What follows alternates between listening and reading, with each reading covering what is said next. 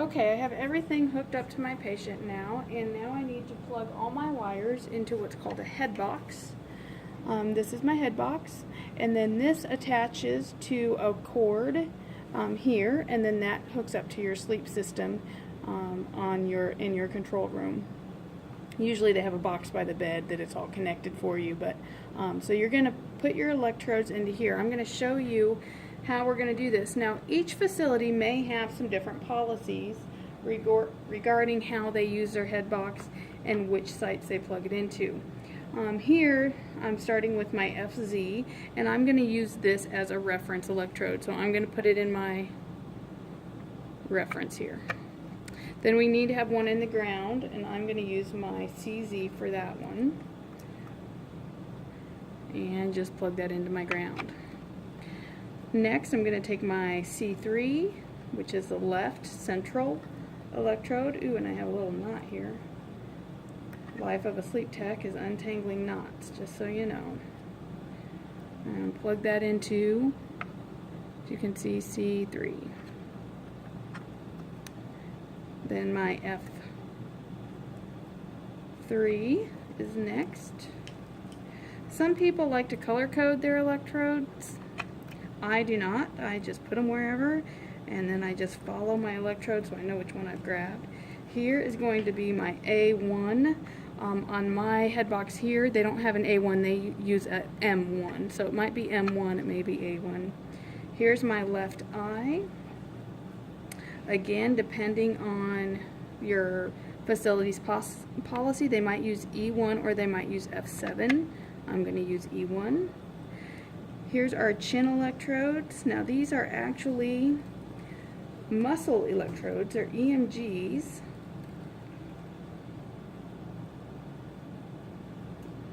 Goodness. And again, your hospital's or facility's policy might be a little bit different. You want to know which one you're plugging them in. I'm going to plug them into my P3, PZ, and P4 because we don't use those. Those are actually back here, and we don't use those in sleep. So I'm going to plug those three in right here. Next, I'm going to do my C4 on the right side of the head. And here is my right eye. Here is my F4.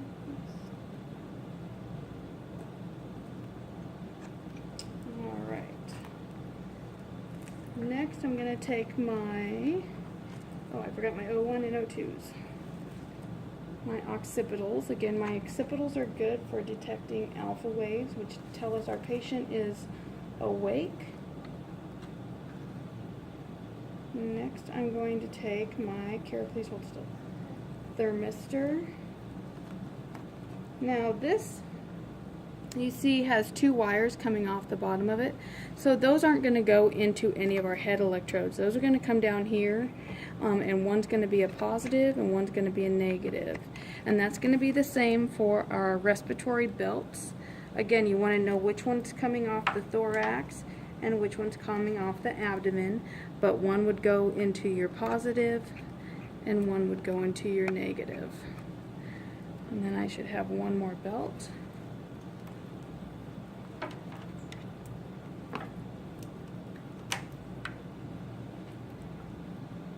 Same thing, one into your positive and one into your negative. On my system here, it doesn't matter if I plug the red one or the black one into the positive or negative. There's no color coding for my system, but again, that's going to be determined by the facility in which you're doing your clinicals at. Next, I'm going to do my EKG electrodes, and I'm going to put them over here in, again, another positive and negative. One for the right and one for the left, and I can tell which ones are my EKG electrodes when I pull them off her shoulder based on how long they are, because my EKG electrodes aren't nearly as long as my leg electrodes. And then I'm going to do the same with my legs. They're going to go down in these positive and negatives as well. That was my right leg, and here will be my left leg.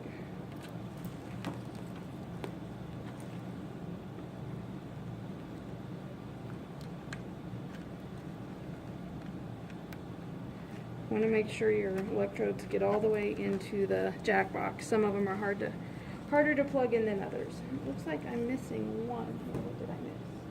Oh, my right ear.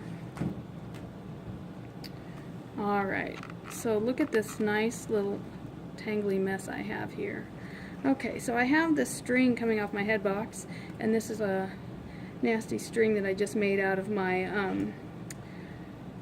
the brown stuff. And what I'm going to do is hang this around my neck, and then I'm going to take these electrodes off of the back of her, and I'm going to kind of smooth them out so there's no tangles, and I'm going to make a ponytail. Now I try not to make a ponytail with her hair just to keep it from getting tangled, and she has went ahead and cut me some nice little strips, and what I'm going to do is I just wrap it around these electrodes like so.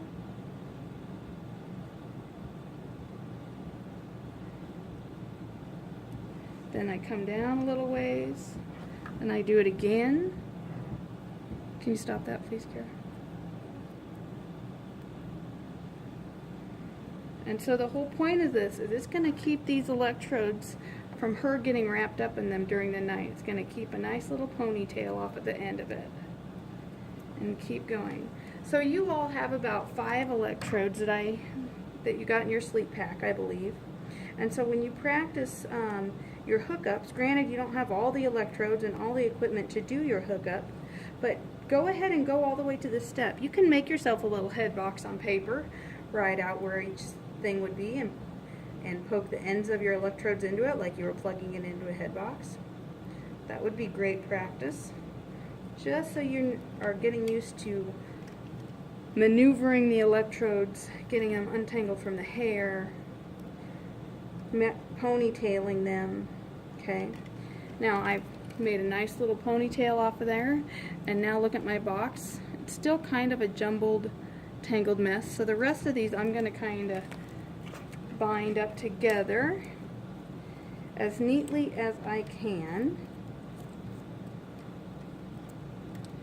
And everybody has a slightly different method of doing this. So again, you'll follow the site you're at, you'll follow their policy. I actually need a bigger piece here. Coban, that's what this brown stuff is called. I couldn't think of the name of it for a second. Your Coban. Since you don't have your respiratory and effort belts, I kind of thought you could use your Coban as your respiratory effort belts. Just tear off a piece long enough and wrap it around their chest and abdomen. Voila, I've just kind of bundled it all up together. So this is my head box, and now go ahead and stand up, Kira. So now when your patient needs to go to the bathroom at night, turn around, you can take this box